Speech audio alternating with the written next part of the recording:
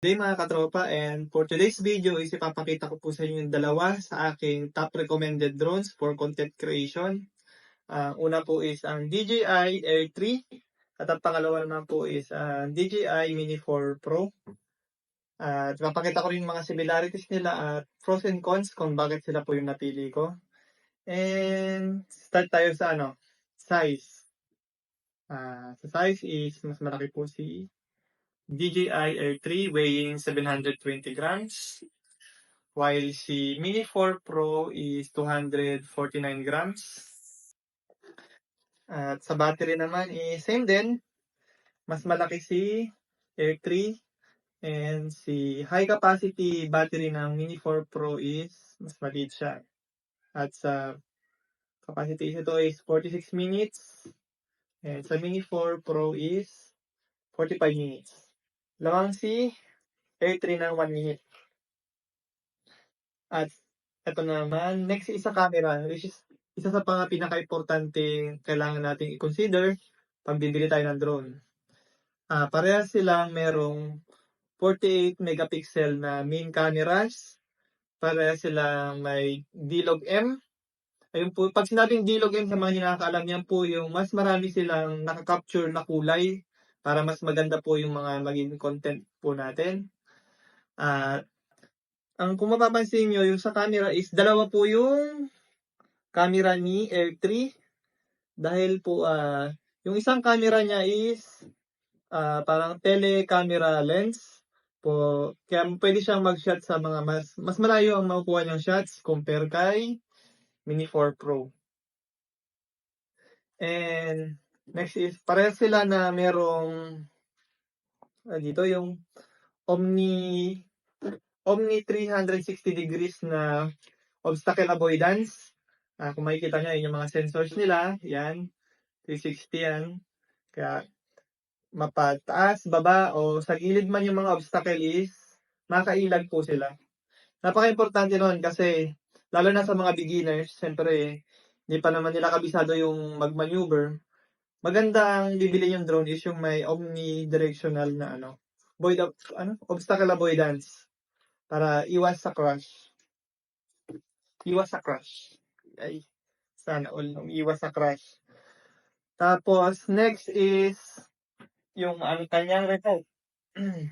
Yan. Both DJI Air 3 and Mini 4 Pro, parehas silang gumagamit ng remote controller 2 na remote controller. Kung mapapansin nyo siya, yung remote controller niya is touchscreen. Hindi na siya kagaya ng mga lumang drone na parang nilalagay mo pa yung cellphone mo dito para makita yung display ito. Kasama na yung parang display niya sa mismong remote. And ang maganda dito is yung O4 na yung transmission nito. Ibig sabihin nun is mas malayo yung range na naabot niya up to 20 kilometers. Yan. Ayun ang maganda doon. Kahit 20 kilometers na, abot siya. Pero sa tingin ko mas lamang doon na Air 3. Kasi sa remote, meron tayong dalawang antennas. While dito naman sa aircraft, lamang si Air 3 dahil meron tong 6 na built-in na antenna sa loob. While Mini 4 Pro is apat ang niya, built-in na internal antennas.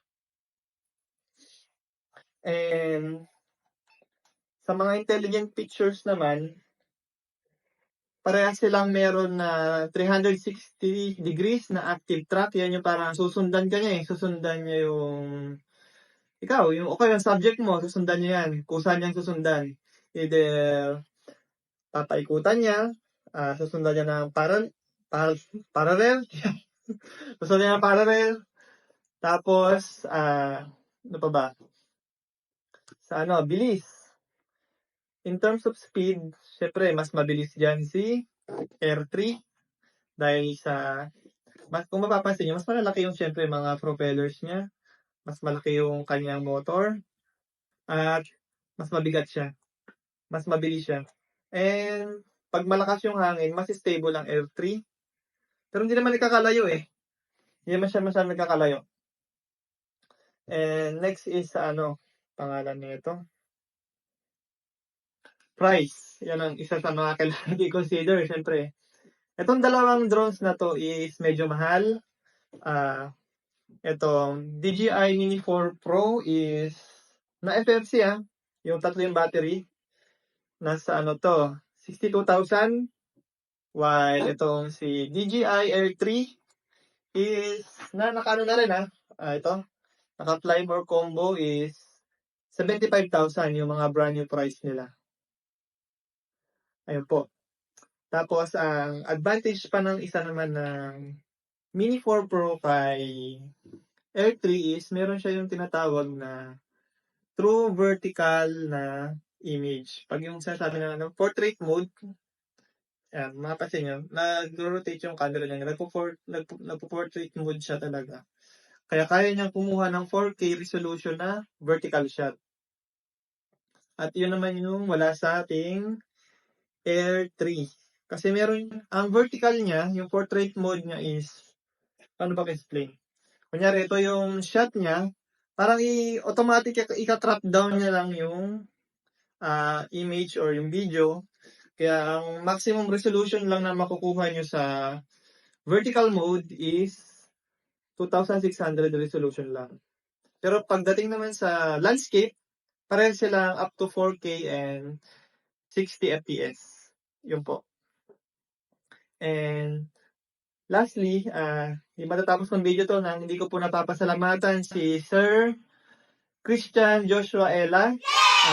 Dahil siya po ang may-ari nitong Air 3, pinahiram niya po tayo para po sa video na to na may pakita kung ano yung dalawang recommended na drones ko na up to medyo malaki dapat ang budget.